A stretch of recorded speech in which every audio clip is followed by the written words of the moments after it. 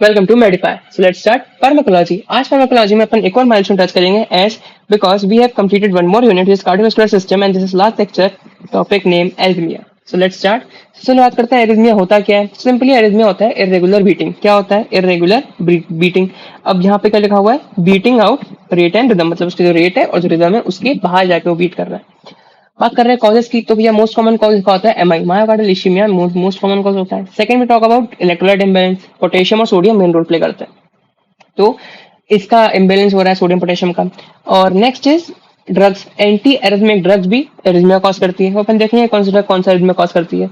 Then genetic में एक arrhythmia common है which is long QT syndrome which is torsades de pointes, बहुत पढ़ा अपन ने टॉर्सिडस डी पॉइंटस। देन मैं टॉक अबाउट ब्रेडी एरिथमिया। जो एरिथमिया होते हैं वो मेनली दो टाइप के होते हैं, अभी हम पढ़ेंगे कि आगे सेकंड जो टेकी एरिथमिया उसके दो टाइप और निकलता है, ठीक है। So first we talk about bradyarrhythmia. Bradyarrhythmia मतलब पहले अपन एक कंसेप्ट जानो कि हार्ट रेट क्या है तुम्हारा 60 से 100, ठीक है। हार्ट रेट क्या है 60 से 100। तो या तो तुम्हारा जो हार्ट रेट है वो 60 से कम होगा तो 100 से ज्यादा होगा, तो ही तुम्हारा रेट और रिदम से वो डिफरेंट जा रहा है। क्योंकि रेट कम हो रहा है तो ब्रेडियरिथमिया ज्यादा होगा टैकियार्डिमिया। तो फर्स्ट वी टॉक अबाउट ब्रेडियरिथमिया। ब्रेडियरिथमिया जो है वो डिफेक्ट है तुम्हारा किसमें? पहला इम्पल्स जनरेशन में। कि अब दिक्कत किसमें भैया कि शुरू ही नहीं हो पा रहा, हार्ट जो है वो बीट शुरू ही नहीं कर पा रहा, बीटिंग ही शुरू नहीं कर पा रहा, जो इम्पल्स है वो जनरेट नहीं हो पा रही है। तो it is defect in impulse generation. तो उसमें ऐसे नोड की दिक्कत होती है, ठीक है। सिक्स साइनस सिंड्रोम बोलते हैं, उसमें क्या बोलते हैं? सिक्स साइनस सिंड्रोम बोलते हैं। डिफेक्ट दूसरा देखेंगे पल्स प्रोपोगेशन।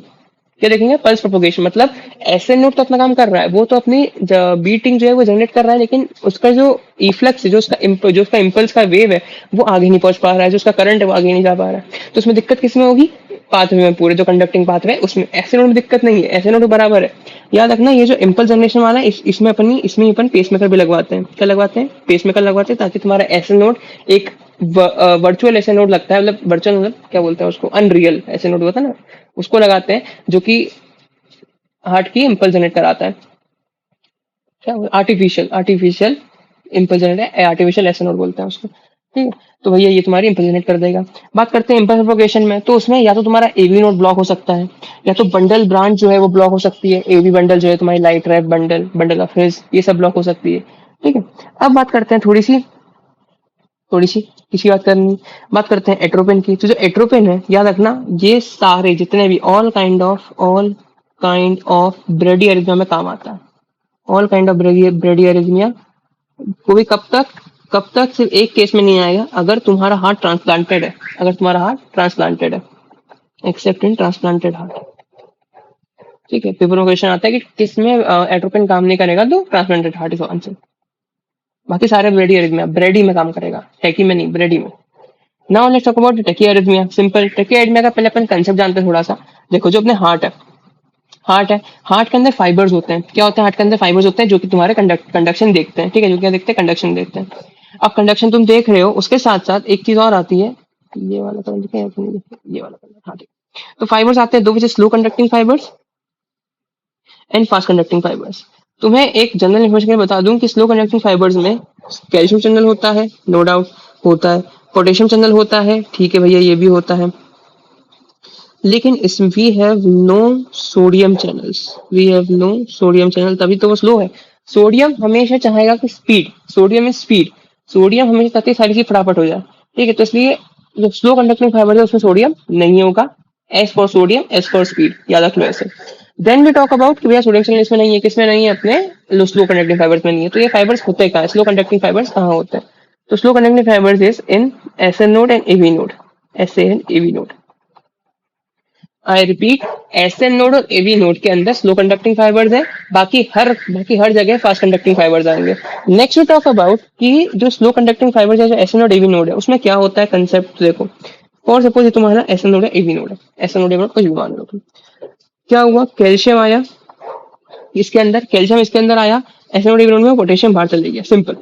कैल्शियम आया, पोटेशियम बाहर चले गया, क्योंकि दो चैनल है, कैल्शियम और पोटेशियम। कैल्शियम आएगा, ये स्टिमुलेट करेगा, पोटेशियम पोटेशियम बाहर निकल जाएगा, ये रिपोलराइज हो जाएगा। मतलब क्या हो रहा है? कैल्शियम आया, ये डिपोलराइज हो गया, पोटेशियम निकल गया, ये रिपोलराइज हो गया। अब इसका ग्राफ बना देते हैं। इसका ग्राफ की अगर मैं बात करूंगा तो क्या होगा? ये है रेस्टिंग मेम्ब्रेन पोटेंशियल। ये यहाँ से डिपोलराइज हुआ, लेवल तक पहुंचा, वहां से रिपोलराइज हो गया, रीच हो गया वापस अपने रेस्टिंग मेम्ब्रेन पोटेंशियल पे, आरएमपी रेस्टिंग मेम्ब्रेन पोटेंशियल। ये जो डीपोलराइजेशन हो रहा है, ये जो डीपोलराइजेशन हो रहा है, this is because of calcium. और जो रिपोलराइजेशन हो रहा है, this is because of potassium. This is because of potassium, this is because of calcium. ठीक है, मान लिया मैंने। तो अब ये बताओ इसको ठीक कैसे करूं। अब ये बताओ इसको ठीक कैसे करूं। देखो तुम्हारे सामने तुमको चीजें दिख रही है कि भैया ये जो है अगर मैं ऐसे नोड को चाहता नहीं हूँ कि भैया ये सिमुलेट हो, तो मैं एक चीज कर सकता हूँ, कैल्शियम चैनल ब्लॉक कर सकता हूँ। क्या ब्लॉक कर सकता हूँ? कैल्शियम चैनल ब्लॉक कर सकता हूँ। उससे अच्छा बहुत सारी ऐसी ड्रग्स होती है जो कि एसिड नोड और एवी नोड दोनों को ब्लॉक करती है। उसकी लिस्ट है, अपन वो देखते हैं पहले, फिर अपन आगे बढ़ते हैं कौन सी अपन इस्तेमाल करेंगे। ठीक है, the drugs which block SN node and AV node. तो भैया इसका निमोनिक होता है ए, बी, सी और D. Let's start. A is for adenosine. Adenosine A is for adenosine, sorry. B is for beta blockers. Beta blocker क्या करेंगे? Sympathetic discharge को रोक देंगे, सिंपैथेटिक डिस्चार्ज को स्पाइक करने से रोक देंगे। C is for calcium channel blocker, जो उसको डिपोलराइज नहीं होने देगा। Calcium channel blocker, calcium channel blocker. And last D is digoxin. D is digoxin. ठीक है, तो ये है जो ब्लॉक करती है किसको? एसए नोड और एवी नोड को, जो तुम्हारे टैकीआर्मिया को रोक सकता है। ठीक है, टैकीआर्मिया को रोकेगा तब जब तुम्हारा एसए नोड और एवी नोड ज्यादा काम कर रहा है। अब बात करते हैं अपन fast conducting fibres. Fast conducting fibres में सारे चैनल प्रेजेंट होते हैं। ठीक है, सेकंड, ये कहाँ प्रेजेंट होता है? It is present on atrial and ventricle musculature ventricle musculature. Muscle से प्रेजेंट होता है भैया तुम्हारा फास्ट कंडक्टिंग फाइबर से, कहाँ प्रेजेंट होता है? मसल प्रेजेंट होता है। ठीक है, मैंने मान लिया। उसके बाद चलो, इसमें होता क्या, जैसे ही तुम्हारा एवी नोड और एसएन नोड से इम्पल्स गया, इम्पल्स जाएगा कहाँ पे? पहले तो एसएन नोड पे आया, फिर AV bundle which is atrioventricular bundle, जो कि जाएगा एवी नोड पे। फिर एवी नोड से गया अपने बंडल ऑफ हिस से राइट और लेफ्ट उसका ब्रांचेस बने। फिर वो ब्रांच गए परकुंजी फाइबर पूरे हार्ट में फैले हुए, सब दूर चले गए। अब क्या हुआ? ये एट्रियल मसल है या वेंट्रिकल मसल है मान लो। वेंट्रिकल मसल में सोडियम आया, सोडियम चैनल के थ्रू सोडियम आया। कैल्शियम इसमें पहले से ही था, या कैल्शियम मान लो आ भी गया, सेकंड नंबर पे कैल्शियम आया। दोनों ने मिलकर कॉन्ट्रैक्ट करा, कॉन्ट्रैक्ट करने के बाद इसने रिपोलराइज करने के लिए पोटेशियम बाहर कर दिया। समझ में आया क्या बोल रहा हूँ? डीपोलराइजेशन मतलब स्टिमुलेशन। स्टिमुलेशन के लिए मेरे को चाहिए सोडियम और कैल्शियम। सोडियम को चाहिए ताकि मैं उसको इनिशिएट कर सकूं, और कैल्शियम को चाहिए ताकि मेरे पास पावर हो उसको कॉन्टैक्ट करने की। समझ में आया दोनों का रोल क्या है? Sodium is for initiation, calcium is for power और एनर्जी। ठीक है, और जो तुम्हारा पोटेशियम है, पोटेशियम को मैं बाहर करूंगा ताकि मैं रेस्टिंग रिलैक्स स्टेट पे आ जाऊं। ठीक है, अब बात करते हैं इसके ग्राफ की। फॉर सपोज कि ये इसका रेस्टिंग मोमेंट पोटेंशियल है, तुमने बहुत बनाया होगा फिजियोलॉजी में। ये हो गया, then this, then this, then this. ये तो बनाया होगा फिजियोलॉजी में बहुत। ठीक है, this is phase zero. This is, ये जो दिख रहा है ना, ये वाला, ये जो नीचे आ रहा है यहाँ तक, ये है फेज वन। ये है फेज 2, ये है फेज 3, और अगेन ये फेज 4, या बोल सकते हैं कि वापस री आ गया, वापस री अगेन पोजिशन पे आ गया ताकि वापस वो स्टिमुलेट हो सके। अब करना क्या है अपने को इसमें? फेज 1 या और phase 0 is only depend upon the sodium. Phase 0 is only depend upon sodium. तो अगर मैं फॉर सपोज एक तरीके से मान लो कि सोडियम चैनल ब्लॉकर दे दूं, तो क्या फेज 0 खत्म हो जाएगा? खत्म नहीं होगा, कम हो जाएगा। खत्म नहीं होगा, जो स्लोप है उसकी वो इतनी हाई स्टेप स्लोप नहीं है, थोड़ी कम स्लोप आएगी। फेज 1, फेज 2 एंड फेज 3, ये देखोगे तुम तो इनका डायरेक्शन आ रहा है अपना रेस्टिंग मेम्ब्रेन पोटेंशियल, मतलब रिलैक्स की तरफ। मतलब यहाँ पे क्या हो रहा है? पोटेशियम बाहर जा रहा है, यहाँ पे पोटेशियम बाहर जा रहा है, यहाँ पे पोटेशियम बाहर जा रहा है। लेकिन डिफरेंस क्या है? डिफरेंस ये है कि यहाँ पे पोटेशियम धीरे धीरे बाहर जा रहा है फेज 1 में। फेज 2 में ये एक कांस्टेंट फोर्स के साथ, कांस्टेंट वॉल्यूम के साथ बाहर जा रहा है, इसलिए तुम्हारे एक्शन पोटेंशियल में कोई फर्क नहीं दिख रहा है। इसमें हमारे एक्शन पोटेंशियल में कोई फर्क नहीं दिख रहा है, क्यों? क्योंकि कांस्टेंट रेट पे निकल रहा है। और इसमें क्या हुआ? इसमें तुम्हारे एकदम फास्ट जा रहा है, इसमें तुम्हारे एकदम फास्ट अंदर जा रहा है। अगर मैं पोटेशियम के निकलने पे ग्राफ रेडी करूं, तो पहले धीरे धीरे बढ़ा वो, ठीक है, एक एक कांस्टेंट लेवल रीच करी उसने, जो कि फेज 1 में रीच करी। देन फेज 2 में वो एक ऐसे चलने लगा, फिर फेज 3 में वापस ये टॉप पर आने लगा, ऐसा। तो ये पोटेशियम का ऐसा इफ्लक्स होता है। ठीक है, अब बात करते हैं अपन सोडियम चैनल ब्लॉकर की। किसकी बात करेंगे? सोडियम चैनल ब्लॉकर की। भाई वो अगर मैं दे दूं तो क्या होगा? सबसे पहली बात क्या होगा? डीपोलराइजेशन होगा। याद रखना, जो डीपोलराइजेशन होगा उसमें डिले होगा। क्या होगा?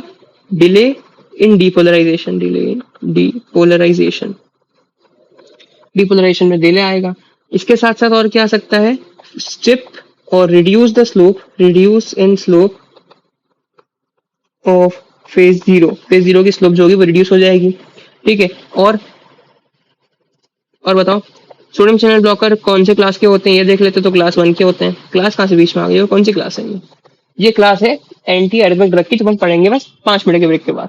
बात करते हैं अपन पोटेशियम चैनल ब्लॉकर की। देखो इसमें अपन दोनों ही बात करी थी, कैल्शियम चैनल की ब्लॉकर की बात करी थी अपन ने इसमें, और पोटेशियम की बात अपन इसमें नहीं करी, क्योंकि अगर उसको ब्लॉक कर देंगे तो ये जो एवी नोड है ये रिपोलराइज नहीं हो पाएगा और अपने को रिप्लेस करना है। ठीक है, तो इसलिए अपन इसमें बात नहीं करी, लेकिन इसमें अपन कुछ कर सकते हैं। फॉर सपोज अगर मेरा हार्ट, अगर जो ये मस्कुलेचर है ये जल्दी जल्दी कॉन्ट्रैक्ट और रिलैक्स हो रहा है, तो मैं या तो कॉन्ट्रेक्शन की फोर्स रोक सकता हूँ फ्रॉम सोडियम चैनल ब्लॉकर, या तो मैं रिलैक्सेशन की स्पीड रोक सकता हूँ। तो रिलैक्सेशन में किससे रोकूंगा, पोटेशियम चैनल ब्लॉकर से, और कॉन्ट्रेक्शन किससे रोक सकता हूँ, सोडियम चैनल ब्लॉकर से। दोनों के अपने अपने प्रोज एंड कॉन्स हैं, साथ में देखते हैं। पोटेशियम चैनल ब्लॉकर जो होता है वो इनहिबिट करता है रिपोलराइजेशन में, किसको इनहिबिट करता है, रिपोलराइजेशन को इनहिबिट करता है, रिपोलराइजेशन को इनहिबिट करता है। अब बात करते हैं इसके ग्राफ की, तो ग्राफ क्या जाएगा इसका, इसका ग्राफ क्या जाएगा, ये है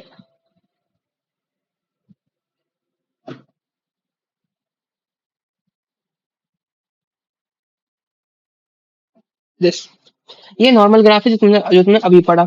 अब क्या हुआ, जब तुमने पोटेशियम चैनल ब्लॉक कर दिया, पोटेशियम चैनल तुमने ब्लॉक कर दिया, तो जो रिपोलराइजेशन है उसमें डिले होगा। इसमें डिले किसमें हो रहा था, डीपोलराइजेशन में, इसमें किसमें डिले हो रहा था, डीपोलराइजेशन में, और उसमें डिले किसमें होगा, रिपोलराइजेशन में। मतलब उसमें रिलैक्सेशन में टाइम लग रहा है, उसमें कॉन्ट्रेक्शन में टाइम लग रहा था। ठीक है भैया, अब अपन ने देखा कि इसमें तुम्हारी जो ये वाली स्लोप, इसलिए जीरो की स्लोप ये कम नहीं होगी, इसकी स्लोप जो है वो बढ़ जाएगी। देखो क्या होगा। अब बात करते हैं थोड़ा उसका डीप में, बात करते हैं ईसीजी की। तो इसी चीज का फर्क आता है। अगर मैं पोटेशियम चैनल ब्लॉकर देता हूँ तो पोटेशियम ब्लॉक हो जाएंगे। ठीक है, पोटेशियम ब्लॉक हो जाएंगे। पोटेशियम अगर ब्लॉक होता है तो ये देखोगे P is for atrial depolarisation, इन लोगों को पता होना चाहिए, P is for atrial depolarisation, R और Q R S complex is for ventricular depolarisation and T is for ventricular repolarisation. तो पोटेशियम चैनल ब्लॉकर किसको डिले कराएगा, वेंट्रिकुलर रिपोलराइजेशन को। तो ये देखो चेंज इन ईसीजी, क्यू जो क्यूटी इंटरवल है, जो क्यूटी इंटरवल है तुम्हारा वो क्या हो जाएगा, इंक्रीज हो जाएगा। जो क्यूटी इंटरवल है वो इंक्रीज हो जाएगा। तो potassium channel blocker can increase QT interval, और ये जो होते हैं ये कॉज कराते हैं टॉर्सिडिस डी पॉइंटिस, टॉर्सिडिस डी पॉइंटिस। इसलिए मैंने स्टार्टिंग में बताया था कि एंटी एरिथमिक ड्रग भी एक कॉज हो सकती है एरिथमिया का। अब हम बात करते हैं कौन कौन सी ड्रग्स होती है वो क्यूटी इंटरवल इंक्रीज कराती है। फर्स्ट इज, अगर हम बात करेंगे इसका, तो इसका भी निमोनिक एबीसीडी होता है। A is from anti arrhythmics, anti arrhythmic जो कि अपन ने देखा पोटेशियम चैनल ब्लॉकर से हो रहा है, anti arrhythmics, anti arrhythmics. B is for beta blocker, B is for beta blocker, और एक स्पेसिफिक सिर्फ एक बीटा ब्लॉकर करता है, रखना सिर्फ एक स्पेसिफिक एक बीटा ब्लॉकर ही ऐसा करता है, विच इज सोटालॉल, सोटालॉल। इसकी कुछ स्पेशल बातें वो हम पढ़ेंगे अभी, बस इसके बाद पढ़ना शुरू करेंगे इसके बारे में। और सी इज फॉर सीसाप्राइड, सीसाप्राइड, सीसाप्राइड जो होती है एक स्पेशल ड्रग है एज कम्पेयर टू, बिकॉज ये जो ड्रग होती है इसको बैन करा गया था, इसको बैन करा गया था। सीसाप्राइड जो है वो एक प्रोकाइनेटिक है, वो एक प्रोकाइनेटिक है। सीसाप्राइड 5-HT4 एगोनिस्ट है, जो कि एक प्रोकाइनेटिक होती है, और सीसाप्राइड एक स्पेशली को ब्लॉक करा गया है ताकि वो क्योंकि वो क्यूटी इंटरवल बढ़ा रही थी। ठीक है, अब बात करते हैं अपन इसकी डी वाले की। तो D is for depression, depression की ड्रग, मतलब TCA, tricyclic anti depressant, depression जिस टीसीए, ट्राइसाइक्लिक एंटी डिप्रेसेंट। और एक स्टार ड्रग क्या है अपनी, एंटी हिस्टामिनिक्स, एंटी हिस्टामिनिक्स, एक हिस्टामिनिक एगोनिस्ट पहले से यहाँ पे सिसाप्राइड। ठीक है, और एंटी हिस्टामिनिक्स भी करती है, which is histaminics, which is astemizole, astemizole and terfenadine. Astemizole and terfenadine are second generation antihistaminics, second generation antihistaminics and terfenadine. ठीक है, ये सब मैंने पढ़ा है एंटीहिस्टामिनिक्स में, हिस्टामिन के लेक्चर में था ये सब। Then we talk about the treatment of tachycardia, जो टेकीआरिथमिया हो रहा है, टेकीआरिथमिया, उसका ट्रीटमेंट क्या होगा। तो देखो ट्रीटमेंट की अगर बात करेंगे तो यहाँ पे इंक्रीज हो रहा है सिंपैथेटिक डिस्चार्ज में, तो उस टेकीकार्डिया को या टेकीआरिथमिया को बोलेंगे साइनस टेकीकार्डिया। क्या बोलेंगे, साइनस टेकीकार्डिया। तो उसका ड्रग ऑफ चॉइस होता है बीटा ब्लॉकर, उसका ड्रग ऑफ चॉइस होता है बीटा ब्लॉकर। जो साइनस टेकीकार्डिया है उसमें एक खास बात होती है कि एट्रिया और वेंट्रिकल दोनों साथ में ही कांटेक्ट कर रहे हैं, मतलब दोनों की बीटिंग तेज हो रही है, सिर्फ एक अकेला एट्रिया तेज बीट नहीं कर रहा, नहीं एक अकेला वेंट्रिकल तेज बीट कर रहा है। ठीक है, बात करते हैं वेंट्रिकुलर टेकीकार्डिया या वेंट्रिकुलर फिब्रिलेशन की।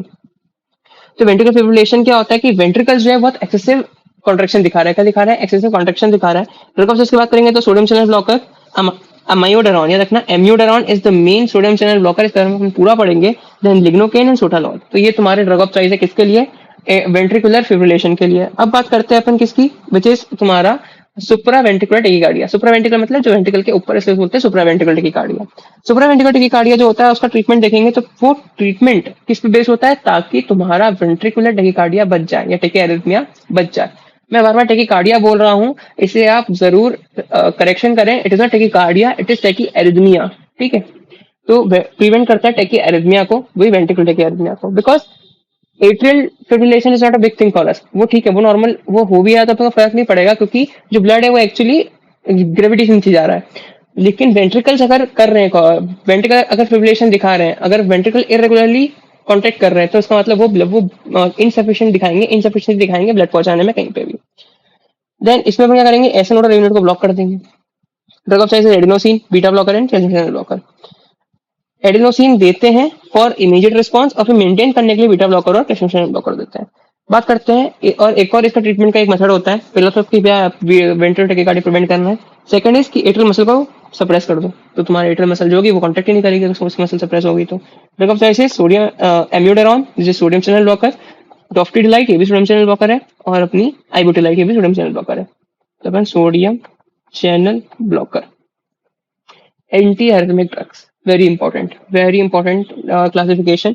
इस क्लासिफिकेशन का नाम बहुत इंपॉर्टेंट है। इसका नाम है William Vaughan, William Vaughan Singh classification. Yes, William Vaughan Singh classification. जब विलियम और वेगम सिर्फ क्लासिफिकेशन था, मतलब विलियम और वेगम क्लासिफिकेशन, तो उसमें सिर्फ 4 क्लासेस थी। सिंह साहब आए और उन्होंने एक क्लास 5 और दी है, विच इज मिसलेनियस ड्रग्स, और इसलिए इसको बोला गया है विलियम वैगन सिंह क्लासिफिकेशन। ठीक है, अब बात करते हैं class 1 drug. Class 1, class 2, class 3, class 4, इनका एक अलग निमोनिक है, विच इज सोबीपोका, सोबीपोका। एक बात समझ लो कि ये सबके सब ब्लॉकर है, ये सबके सब ब्लॉकर है। तो सो से क्या होगा? सो से होगा तुम्हारा sodium channel blocker, sodium channel blocker, sodium channel blocker. B से क्या होगा? It is beta blocker, beta blocker. O से क्या होगा? It is potassium blocker, potassium blocker. का से क्या होगा? इट इज कैल्शियम ब्लॉकर या calcium channel blocker, calcium channel blocker. अब बात करते हैं क्लास 5 की। तो it is a miscellaneous drug, it is what they are, miscellaneous drug, they are miscellaneous drug. अब बात करते हैं क्लास 1 एजेंट या सोडियम चैनल ब्लॉकर्स की। तो सोडियम चैनल ब्लॉकर्स जो होते हैं, ये ड्रग्स रिड्यूस करते हैं किसको? फेज जीरो स्लोप को। किसको रिड्यूस कर रहे हैं? फेज जीरो स्लोप को रिड्यूस कर रहे हैं, फेज जीरो स्लोप को रिड्यूस कर रहे हैं। ठीक है, मैंने मान लिया। इनको है ना सब डिवाइड करा गया है, इनको सब डिवाइड करा गया है 3 क्लासेस में, class 1A, class 1B and class 1C। अब क्लास 1A, 1B और 1C में क्या फर्क होता है? ये इनको बांटा गया है on the basis of action on potassium channel, कि सोडियम चैनल ब्लॉकर जो है वो तुम्हारे 3 क्लासेस में बांटे गए हैं, 1A, 1B और 1C। और इन तीनों को बांटा गया है पोटेशियम चैनल पे एक्शन के लिए, कि भैया तुम पोटेशियम चैनल पे क्या इफेक्ट दे रहे हो। तो 1A जो है वो क्लोज करता है पोटेशियम चैनल को, 1B जो है वो ओपन करता है पोटेशियम चैनल को, और जो 1C है वो देता है no effect to potassium channels. ठीक है, अब हम बात कर रहे थे, याद है अपन ने देखा था कि sotalol is only drug which causes increase QT interval. That's why the class 2 anti arrhythmics है, इसमें सारे बीटा ब्लॉकर्स होते हैं एक्सेप्ट सोटालॉल, एक्सेप्ट सोटालॉल। सोटालॉल फिर किसका पार्ट है? It is part of class 3 anti arrhythmics. तो ये जनरल है। Then we talk about the each anti arrhythmic drug. Class 1 की बात करते हैं। क्लास 1 में आप सबसे पहले अपना तीन सब डिवाइजन है, 1A, 1B और 1C। So 1A is sodium channel पर इफेक्ट दिखाएंगे, सो इट इज इंटरमीडिएट ब्लॉकिंग दिखता है ये। मतलब ये ब्लॉकिंग जो होगी, पहली बात ये होती है 1 से 10 सेकंड की, 1 से 10 सेकंड तक ये ब्लॉक करके रखता है किसको? तुम्हारे सोडियम चैनल्स को। Then we talk about the rapid block is for only less than 1 second, less than 1 second में अपना ब्लॉकिंग दिखाता है और उसके लिए खत्म भी हो जाता है। सो it is what? It is less than 1 second. And last is slowest जो बहुत ही धीरे करेगा और अपना इफेक्ट भी बहुत लंबे समय तक दिखाएगा फिर। तो it is greater than 10 second तक ब्लॉक कर सकता है ये, 10 सेकंड से ज्यादा ब्लॉक कर सकता है 1C। पोटेशियम चैनल पे का इफेक्ट दिखाएगा, तो 1A जो होता है वो ओपन करता है पोटेशियम चैनल को, बताया मैंने अभी। 2A जो होता है वो क्लोज करता है, और 1C जो होता है वो नो इफेक्ट देता है, नो इफेक्ट। अब बात करते हैं ग्राफ के चेंजेस की, जो अपन ने बात करी अभी कि ये स्लोप ओक रिड्यूस करता है। तो मैं एक ग्राफ में एक जनरल बना देता हूँ पहले। ये देखो, this is a general idea. अब मैं बनाता हूँ रेड से, ये देखो कि इफेक्ट क्या पड़ेगा तुम्हारा। ये स्लोप ऐसी हो जाएगी। अब ये पोटेशियम चैनल को ओपन कर रहा है, इसका मतलब ये क्यूटी इंटरवल को भी बढ़ा देगा। तो ये क्यूटी इंटरवल बड़े तुम्हारा बढ़ गया है, मतलब तुम्हारा जो एपीडी है, it is APD, action action potential depolarization, या एक्शन पोटेंशियल ड्यूरेशन जो है, एक्शन पोटेंशियल ड्यूरेशन एपीडी जो होगी वो बढ़ जाएगी। This is action potential duration जो कि बढ़ जाएगी। बात करते हैं आईबी पे का इफेक्ट दिखाएगा। तो आईबी जो होता है वो तुम्हारा इसको तो रिड्यूस करेगा ही, सॉरी यहाँ नहीं है, सॉरी हाँ, यहाँ पे तो वो रिड्यूस करेगा, यहाँ से आएगा, ठीक है, यहाँ से रिड्यूस करेगा ही, लेकिन यहाँ पे रिड्यूस नहीं करेगा। तो तुम्हारा ये एक्शन पोटेंशियल ड्यूरेशन है, ये तुम्हारी कम कर देगा। It will decrease your APD, decrease your APD. और लास्ट जो है तुम्हारा ये है कि भाई ये रिड्यूस कर देगा, plus it has normal APD, it has normal APD. तो क्या हो रहा है, सिर्फ पेज जीरो कम हो रही है क्लास 1C में, लेकिन जो तुम्हारा एक्शन पोटेंशियल ड्यूरेशन है वो नॉर्मली है, उसमें कोई फर्क नहीं आ रहा है। अब बात करते हैं यूजेस की। तो जो क्लास 1A है, they are use in SVT which is supraventricular tachyarrhythmia, and VT ventricular tachyarrhythmia. Class 1B is only on ventricular tachyarrhythmia, class 1C दोनों में which is supraventricular tachyarrhythmia and tachyarrhythmia. ठीक है, अब हम बात करते हैं इसके ड्रग्स की। सो ड्रग्स क्लास 1A में आती है cupid. Cupid stands for quinidine, quinidine, procainamide, procainamide, procainamide, and D is for disopyramide, disopyramide, disopyramide. Next class 1B is leaf PMT. Leaf is for L is for lignocaine, lignocaine. P is for phenytoin, phenytoin. M is for moxilidine, moxilidine. And T is for tokenamide, tokenamide.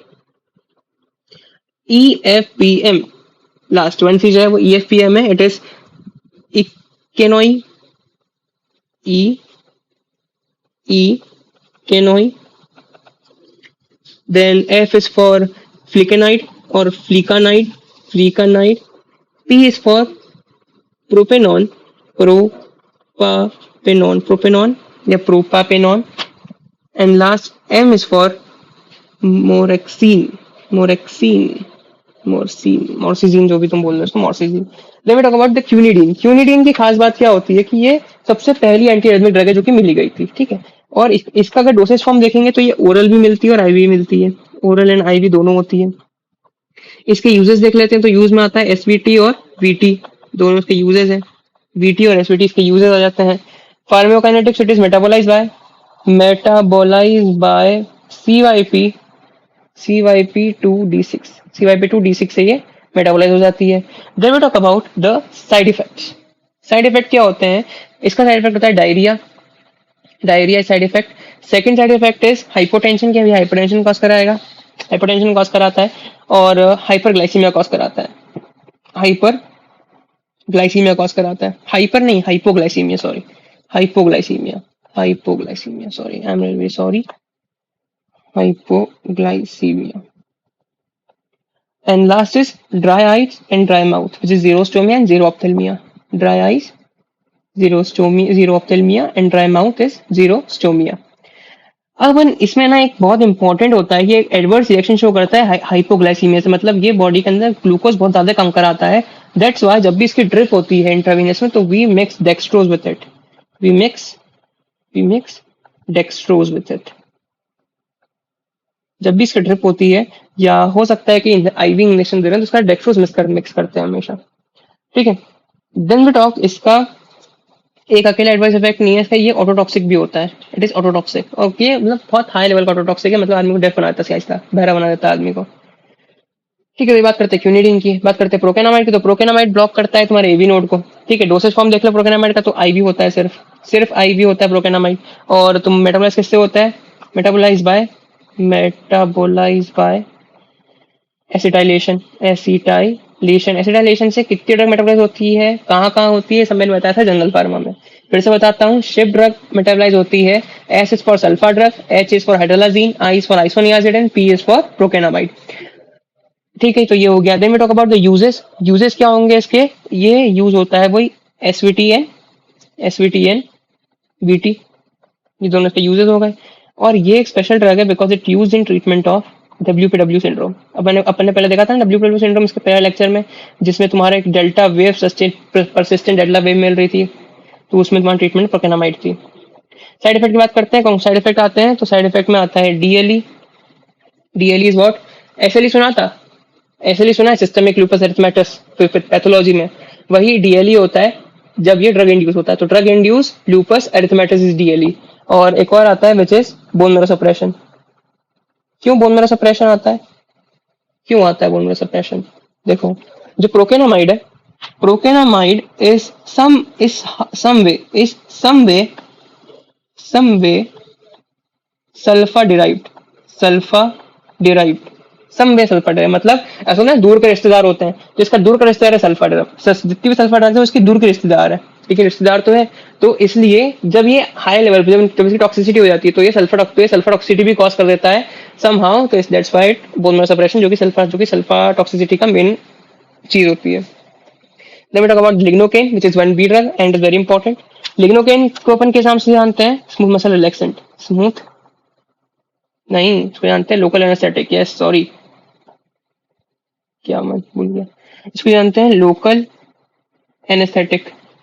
Lidocaine, xylocaine, dentist लगाता है दांत के अंदर, anaesthetic, ठीक है, local anaesthetic के नाम से इसको जानते हैं। और ये जो होता है अलग अलग फॉर्मुलेशन में मिला जाता है, अलग अलग फॉर्मुलेशन में मिलता है, तो ये जो यहाँ पे लोकल एनेस्थेटिक का फॉर्मुलेशन है ये यहाँ पे यूज नहीं होता है, ठीक है। So for lignocaine in anti arrhythmics, for lignocaine in use for anti arrhythmics, in use for anti arrhythmic formulation, मतलब एक डिफरेंट फॉर्मुलेशन से अपन ड्रग बनाते हैं लिग्नोकेन की, जो कि अपन एंटी एरिथमिक में इस्तेमाल करते हैं। बस ये बोलना था इसमें। Let's talk about the uses, तो इसमें यूज क्या होता है? ओनली VT, सिर्फ VT में यूज आता है इसका, सिर्फ VT में आता है। और वही VT भी किसमें? VT के दो कॉज है वेंट्रिकुलर टैकिकार्डिया का, कि या तो MI से VT हो या फिर डायजॉक्सिन से हो। डायजॉक्सिन से कैसे होगा? डायजॉक्सिन कॉज करता है, डायजॉक्सिन जो होता है वो क्या करता है, वो तुम्हारे जो तुम्हारा क्या बोलते हैं AV नोड है उसको ब्लॉक कर देता है, ठीक है। तो AV नोड के ब्लॉक करने से यहाँ पे जो डायजॉक्सिन है इससे टेकियारिथमिया हो जाता है। टेकियारिथमिया को रोक सकता है डायजॉक्सिन से कौन? तुम्हारा लिडोकेन, और यहाँ पे MI से रोकेगा तुम्हारा लिडोकेन। तो ये दो हो गए। We talk about the side effects. Side effect क्या होगा? तो साइड इफेक्ट इज न्यूरोटॉक्सिक होती है lidocaine, neurotoxic. It is nystagmus cause करता है ये, निस्टैग्मस आंखें घुमा देता है, निस्टैग्मस में आंखें घूम जाती है। सीजर्स कॉज करता है, सीजर्स। और तुम्हारा एक्साइटेशन फॉलोड बाय मतलब एक्साइटेशन के बाद में डिप्रेशन। साइड इफेक्ट था यहाँ पे, तो यहाँ कर दिया मैंने, ठीक है। तो भैया ये हो गई बात लिग्नोकेन की भी।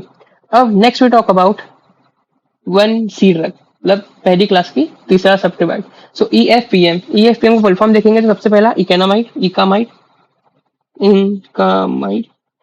इनकामाइड है, देन फ्लिकाकामाइड है, देन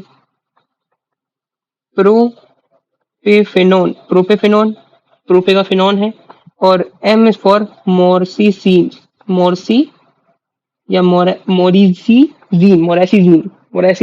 तो अजीब नाम है लेकिन करना पड़ेगा। सो E इज फॉर इनकामाइड है, ठीक है। F इज फॉर फ्लिकाकामाइड है। P इज फॉर पोरफेगाफिनोन है, और लास्ट M से होता है मोरिसीजीन, ठीक है। तो बात करते हैं सबसे पहले इसकी फ्लिकामाइड, जो कि सेंटर में आती है। फ्लिकामाइड किसका ट्रीटमेंट है? Treatment of WPW syndrome. इसके पहले कौन सी ड्रग पड़ी थी WPW सिंड्रोम के लिए? अपन ने प्रोकेनामाइड, ठीक है। वही फ्लिकामाइड इसकी होती है, दोनों होती है। देन वी टॉक अबाउट, ये most effective anti arrhythmic drug होती है, जो कि यूज करते हैं इन रेजिस्टेंट केस अगर होता है कि भाई ड्रग्स काम नहीं कर रही है एंटी एरिथमिक में, तो अपन ये देंगे, ठीक है। मोस्ट इफेक्टिव ड्रग होती है एंटी एरिथमिक्स, और ये यूज होती है रेजिस्टेंट केस में, ठीक है, मान लिया। Then they are contraindicated in MI, वो भी कब? सुनना, ये जो होती है ये बेस्ट ड्रग होती है तुम्हारे एंटी एरिथमिक्स के लिए, लेकिन कब? जब तुम्हें कोई स्ट्रक्चरल डैमेज नहीं है हार्ट में। अगर हार्ट में तुम्हें स्ट्रक्चरल डैमेज है, जैसे कि MI हो गया, तो तुम ये ड्रग बिल्कुल नहीं दोगे, ठीक है। ये बच्ची ड्रग है, अभी बड़ी हो रही है, क्योंकि कॉम्प्लेक्स सिचुएशन में काम नहीं करती, कॉम्प्लेक्स में ज्यादा काम आते हैं, बच्चे काम नहीं आते। Let me talk about the class 2। Class 2 drugs are except sotalol because all beta blockers are there except sotalol. इसमें आती है अपनी दो टाइप की, नॉन सिलेक्टिव और कार्डियो सिलेक्टिव। आती तो चार है में से, generation 1, second generation, third generation. Third generation के दो टाइप होते हैं। बात करते हैं नॉन सिलेक्टिव की, तो इसमें आती है propranolol, propranolol, then nadolol, nadolol और टीमोलोल, टीमोलोल। कार्डियो सिलेक्टिव में आती है atenolol, atenolol, atenolol, metoprolol, metoprolol and last is esmolol, esmolol. ठीक है, अब बात करते हैं डीओसी किसका होता है। तो ये सारे टेकियारिथमिया, सारे सुनना, सारे टेकियारिथमिया, सारे टेकियारिथमिया, भले ही वो तुम्हारा सिंपैथेटिक हो, जिसको मैंने साइनस टेकिकार्डिया, साइनस टेकियारिथमिया बोल रहे थे, सिंपैथेटिक हो, ठीक है, स्ट्रेस के कारण हो, फीवर हो साथ में, ठीक है, हाइपरथायराइडिज्म हो, हाइपरथायराइडिज्म हो, ठीक है, तो इन सब में ये काम आता है, इन सब में ये काम आता है। And also drug of choice for SVT, SVT to the control the atrial contraction और एट्रियल रेट कंट्रोल करता है, कंट्रोल द एट्रियल रेट। ठीक है, मान लिया। Then we talk about the beta blockers in some details की beta blocker अगर तुम्हारा एक्सेस हो जाता है, for suppose beta blocker bradycardia में दे रहे हैं, ठीक है, तो बीटा ब्लॉकर जब एक्सेस हो जाएगा तो टॉक्सिसिटी कॉज करेगा, क्या कॉज करेगा, टॉक्सिसिटी कॉज करेगा। और वो टॉक्सिसिटी से बचने के लिए जो एंटीडोट होता है वो है ग्लूकेगॉन हार्मोन। क्या होता है एंटीडोट बीटा ब्लॉकर का? Glucagon, glucagon hormone. This is your antidote of beta blocker toxicity. Okay, so next we talk about the class 3।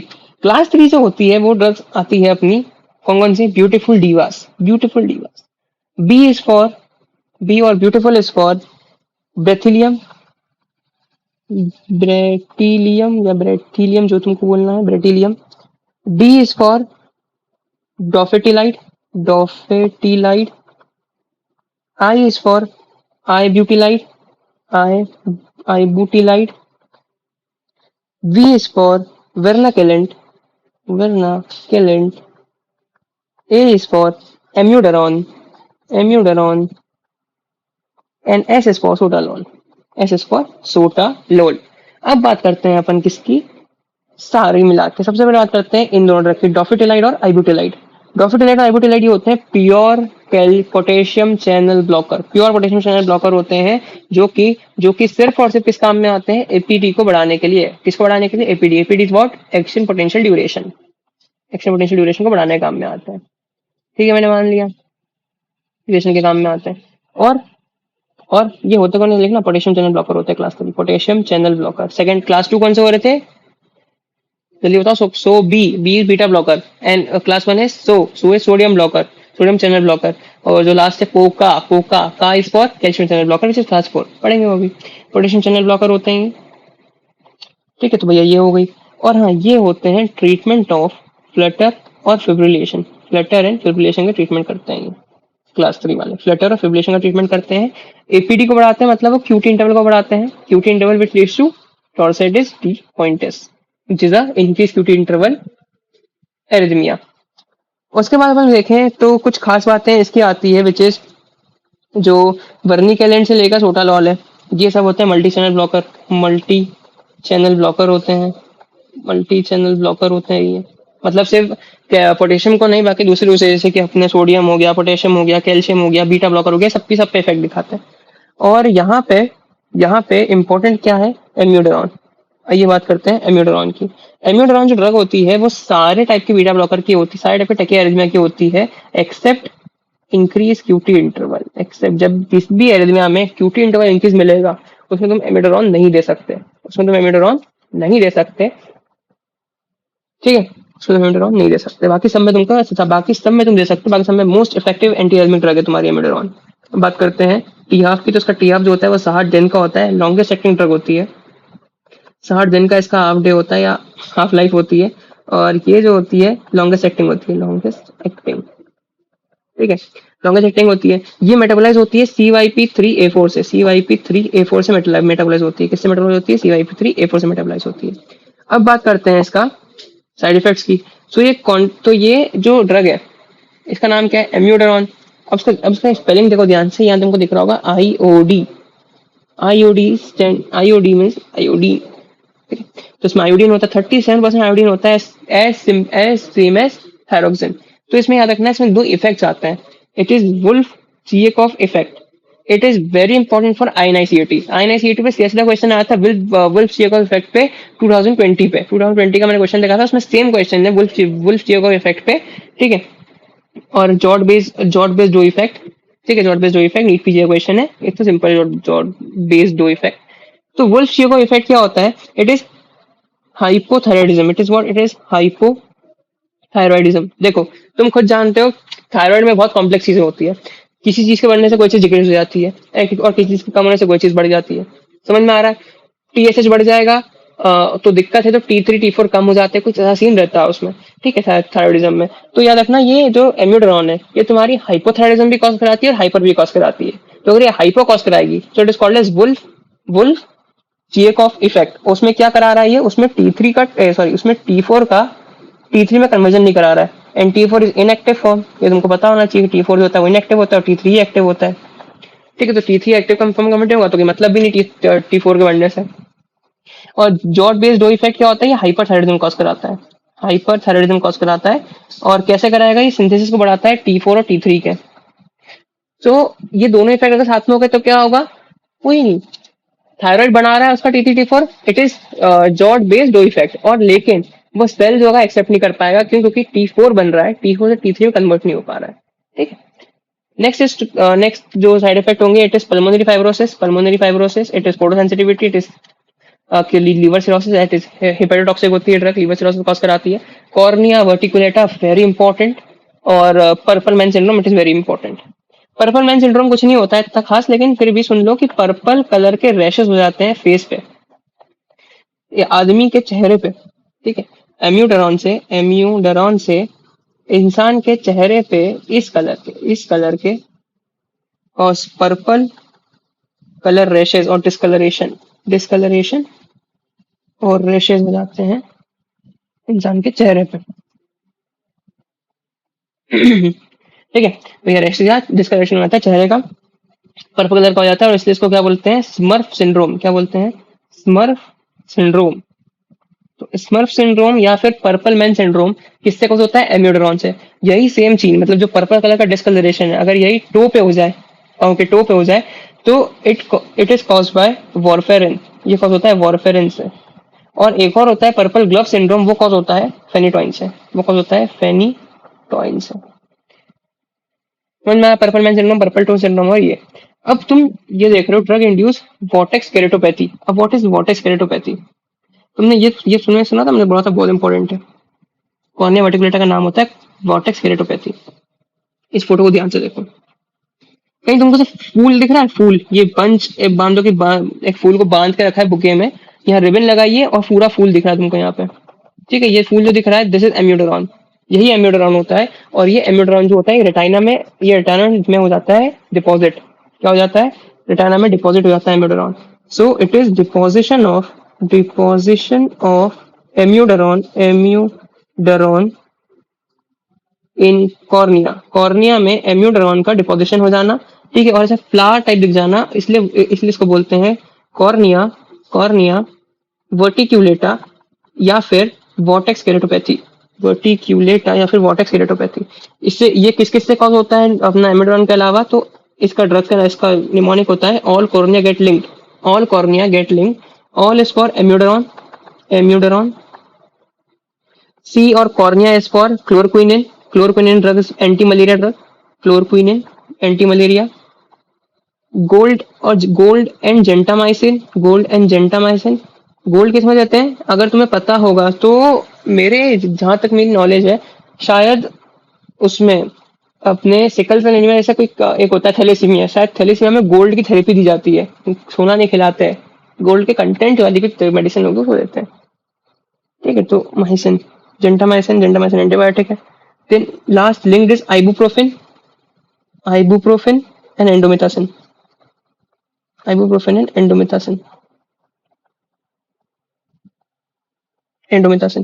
Then we talk about the class 4 agents. Class 4 agent is CCB, calcium channel blocker, which is verapamil and diltiazem.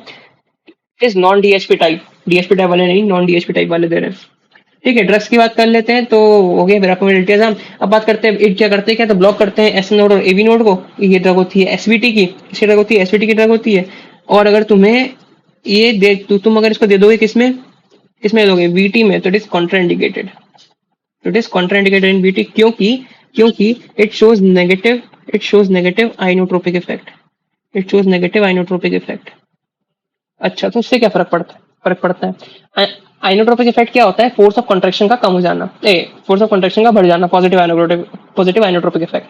अब ये तेरा negative, इसका मतलब क्या होगा कि तुम्हारी muscles में कैल्शियम नहीं होगा. मसल्स में कैल्शियम नहीं होगा तो मसल कांटेक्ट नहीं कर पाएगी अच्छे से. मसल कांटेक्ट नहीं कर पाएगी तो ब्लड तुम्हारा है वो पहुंच ही नहीं पाएगा.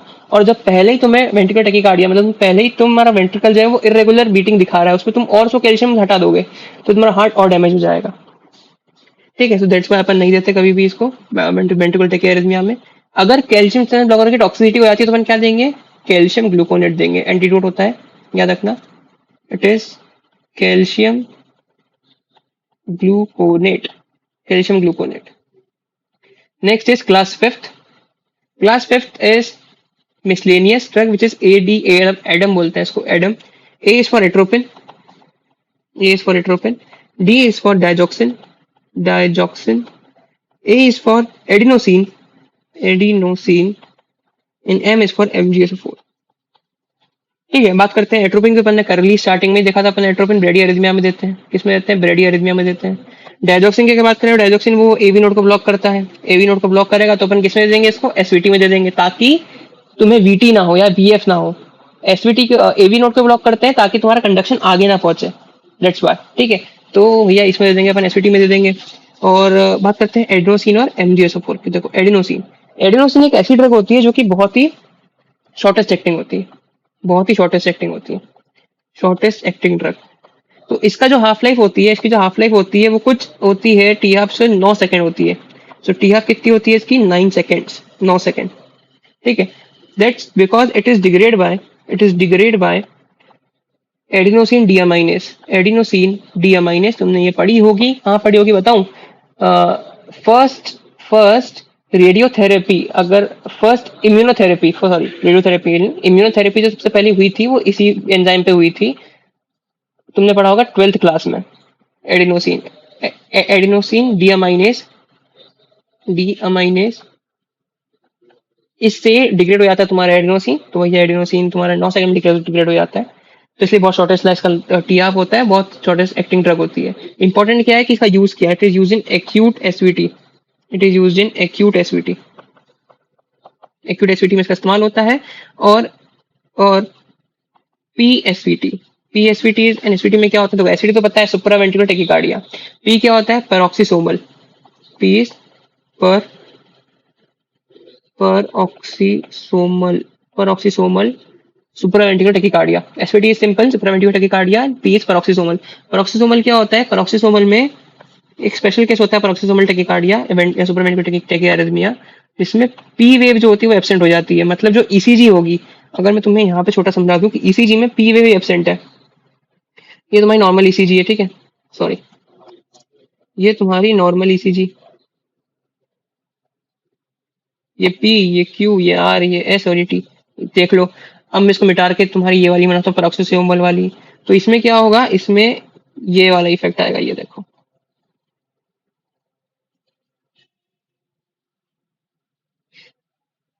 P वेव एब्सेंट है. QRS T, देन वापस QRS T, देन वापस QRS. तो P वेव एब्सेंट हो जाती है और बहुत रिपीटेड कॉन्ट्रैक्शन आता है तुम्हारे वेंट्रिकल का. वेंट्रिकुलर जो है वो जल्दी जल्दी डीपोलराइज होता है. तो उसमें इसको बोलते हैं पेरोक्सिसोमल सुप्रावेंट्रिकुलर टैकीकार्डिया. और उसमें भी अपन एडेनोसिन देते हैं. एडेनोसिन की खास बात है कि देते गैस है. डोसेज क्या होता है इसका? तो इसके डोसेज में जिसका यूज होता है, इसके 6 mg के इंजेक्शन होते हैं. IV इंजेक्शन देते हैं. ठीक है, और अगर इफेक्ट नहीं होता है तो रिपीट करते हैं. और 12 mg का टोटल डोज होता है. 12 mg का एक टोटल डोज होता है मैक्सिमम पे, अगर इफेक्ट 6 mg से नहीं आता है तो. इफेक्ट आने के बाद जैसे तुम्हारा हार्ट रेट कम हुआ, हार्ट रेट कम होने के बाद उसको बीटा ब्लॉकर और कैल्शियम चैनल ब्लॉकर, डिपेंड करता है कि सिचुएशन क्या है, उस पे मेंटेनेंस पे रख देंगे. और ऐसे पेशेंट ठीक हो जाएगा हाथों हाथ. ठीक है, अब बात करते हैं साइड इफेक्ट्स की। साइड इफेक्ट इज वीडी, मतलब visualization, it is hypotension cause कराएगा, और सेकंड इज ये कॉज कराता है ब्रोंकियल कंस्ट्रिक्शन, मतलब asthma. Asthma. Then we talk about MgSO4. MgSO4 is drug of choice for very important is Torsades d Pointes. Increase QT interval का सिर्फ एक ही drug of choice है which is MgSO4. MgSO4 और यही अगर ये congenital है, मतलब बचपन से है, कंजेनाइटल मतलब बचपन से है, तो फिर उसमें देंगे बीटा ब्लॉकर्स। क्या देंगे? बीटा ब्लॉकर देंगे। सो जो हर जगह कॉज हो रहा था विच इज टी टॉर्सिडिस डी पॉइंटेस, उसका भी ड्रग मिल गई है MgSO4 भी। MgSO4 दे दोगे तुम्हारा हो जाएगा। और क्या करती है ये? तो ब्लॉक करता है कैल्शियम रिलीज को, block the calcium release which decreases the QT interval, which decreases the QT interval. पहली बार लिख रहा हूँ मुझे, डिक्रीज भी होता है QT इंटरवल, ठीक है। और क्यों डिक्रीज हो रहा है? क्योंकि कैल्शियम रिलीज को ब्लॉक कर रहा है MgSO4, ठीक है। सो थैंक यू, पूरा अपने कार्डियोवास्कुलर सिस्टम फार्माकोलॉजी का खत्म किया हमारे साथ। अब से अपन हेमेटोलॉजी शुरू करेंगे। धन्यवाद।